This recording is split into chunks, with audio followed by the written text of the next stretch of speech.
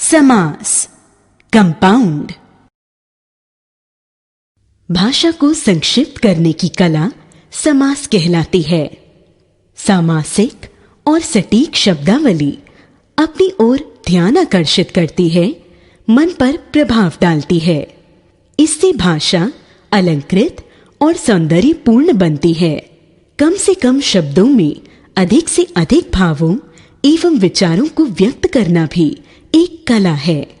भाषा को प्रभावशाली बनाने में यह कला बहुत ही महत्वपूर्ण है।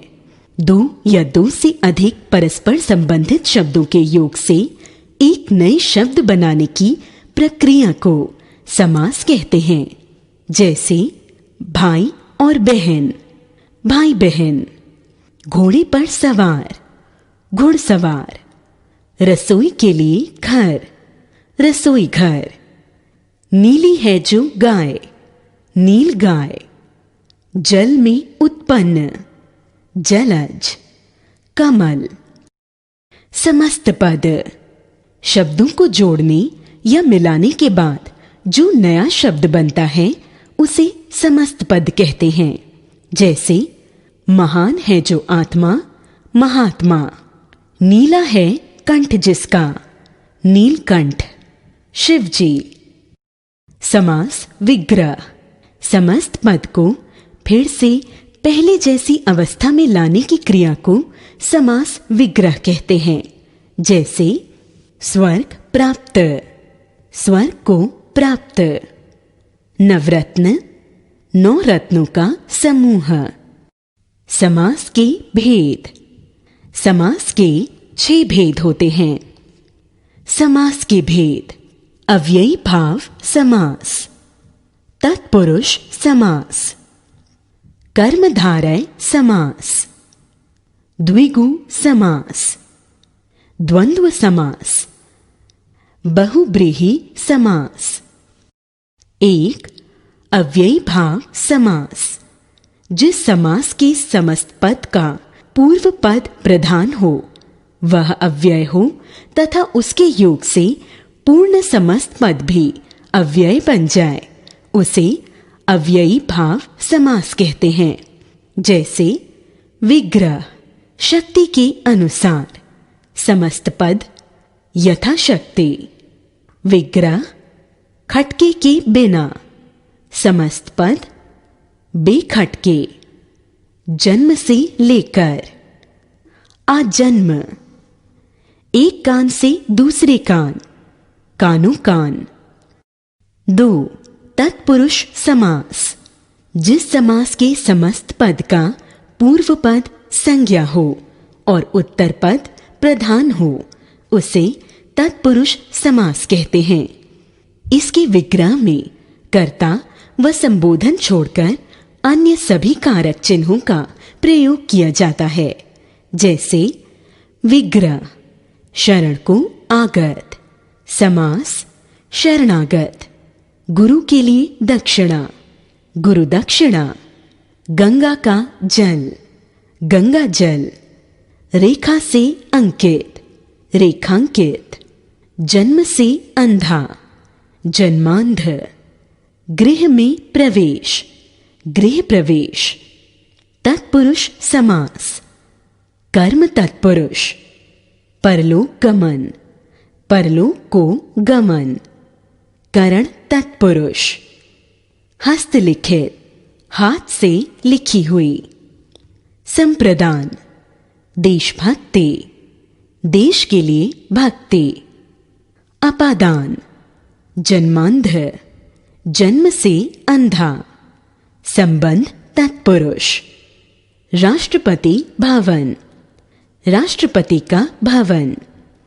अधिकरण घुड़सवार, घोड़ों का सवार। 3 कर्मधारय समास: जिस समस्त पद का उत्तर पद प्रधान हो तथा पूर्व पद में विशेषण विशेष्य अथवा उपमान अपमेय का संबंध हो उसे कर्मधारय समास कहते हैं। जैसे विशेषण विशेष्य। विग्रह नीला है जो कमल, समस्त पद नील कमल। नीली है जो गाय, नील गाय। लाल है जो टोपी, लाल टोपी। भला है जो मानस, भला मानस। उपमान उपमेय। चंद्र के समान मुख, चंद्रमुख। कनक लता, कनक के समान लता। कर कमल, कमल के समान कर। क्रोधाग्नि, क्रोध रूपी अग्नि। कमल के समान नयन, कमल नयन। कमल नयन, कमल के समान नयन। कुसुम कोमल, कुसुम सा कोमल। चंद्रमुख, चंद्रमा के समान मुख। 4 द्विगु समास। जिस समस्त पद का उत्तर पद प्रधान हो तथा पूर्व पद संख्यावाची हो उसे द्विगु समास कहते हैं। जैसे विग्रह, 4 राहों का समूह। समस्त पद चौराहा, 2 पहरों का समय, दोपहर। 9 ग्रहों का समूह, नवग्रह। 4 मासों का समूह, चौमासा। 5 द्वंद्व समास। द्वंद्व का अर्थ है दोनों। जिस समास में दोनों पद प्रधान हो उसे द्वंद्व समास कहते हैं। विग्रह सीता और राम, समस्त पद सीताराम। सुख और दुख, सुख दुख। उतार या चढ़ाव, उतार चढ़ाव। राधा और कृष्ण, राधा कृष्ण। खट्टा और मीठा, खट्टा मीठा। हार या जीत, हार जीत। 6 बहुव्रीहि समास। जिस समास के समस्त पद का कोई पद प्रधान न हो बल्कि कोई अन्य पद प्रधान हो उसे बहुव्रीहि समास कहते हैं। जैसे विग्रह, 3 है नेत्र जिसके, अर्थात शिव। समस्त पद त्रिनेत्र। गिरि को धारण करने वाले, अर्थात कृष्ण। गिरधर। वाणी है पाणी, हाथ में जिसके, अर्थात सरस्वती। वीणा पाणी। 6 हैं आनंद जिसके, अर्थात कार्तिकेय।